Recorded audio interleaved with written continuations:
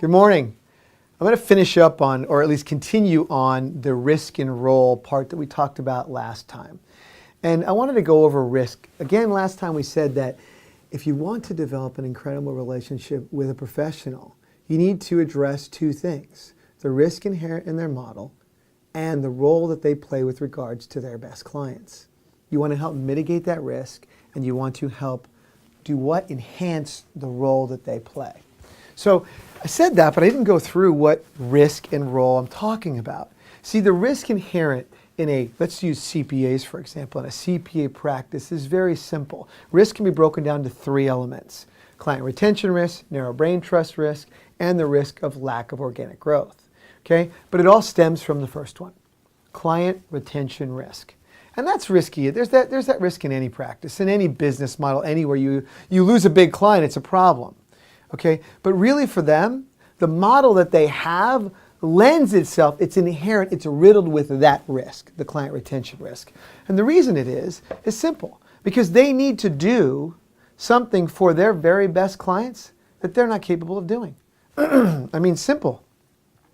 They have to take care of their best clients in a fashion that makes them have to reach outside of their comfort zone and have other people help them do what they are not qualified to do.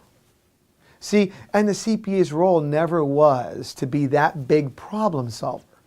The CPA, people that go into the CPA profession, the reason they're in that business, because they want to be that third-party advocate.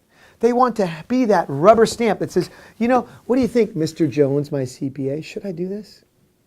Mr. Smith, my CPA, is this a good idea? Mrs. Linda, my CPA, will this get us where we're trying to go?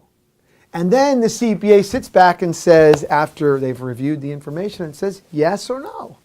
Or in a lot of cases, they just say, you know, I'm not comfortable. But see, that's the role they want to play. That third-party advocate, that rubber stamp. The moment they have to start delivering solutions, it gets them out of their comfort zone. But yet their best clients need the work. So what do? They have to go out and find people that they can trust to do the work. And the issue with that is simple. They don't go out and get the best work. Because see, it doesn't matter how incredible the work is that's being done if they can't trust their best client with the person doing the work. So what they do is they try to build relationships with people they trust. And then they put their clients in front of the people they trust that do good work. This is where the term "a group of guys that are good" comes from. Because you can ask any CPA you're sitting down with, you can ask anyone you're with and say, okay, you're working with all of these guys. These are a group of guys that you got that are good at what they do, yes? They're going to say, yeah, sure they are. And you say, okay, well, be honest with me for a second. Are they great at what they do? Are they the very best, expert in this solution area? Are they the very best expert in this solution area? Are they very best in this, the very best in that, the very best in this? Because you wouldn't give your clients to anybody that wasn't the very best, now would you? And they're going to be honest with you. If they're honest, they're going to say, well, they're good. They're good. I don't know if they're the best. Because it's not their job to find the best. It's to find the best they can that they can trust.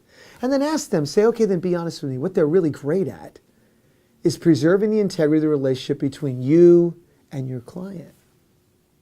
That's what they're great at. Because it doesn't matter how great they were at everything else. If they weren't great at that, they would never even see your best client. Isn't that right, Mr. CPA? And they say, yeah, you're right. So he's already in this area where his clients aren't getting the best. But he's getting people that he can trust with his best clients. So you can stop that right there. You can say, I can help you avoid the risk of losing your best clients. I can securitize your relationship by giving you the very best answers and the very best solutions with a relationship with me.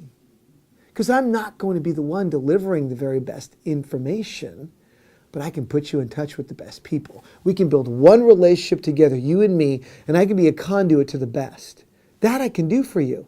That makes a difference. That helps him do what? Eliminate that client retention risk, because now his best clients are getting the best service and solutions in the framework of an amazing relationship that you develop with that CPA.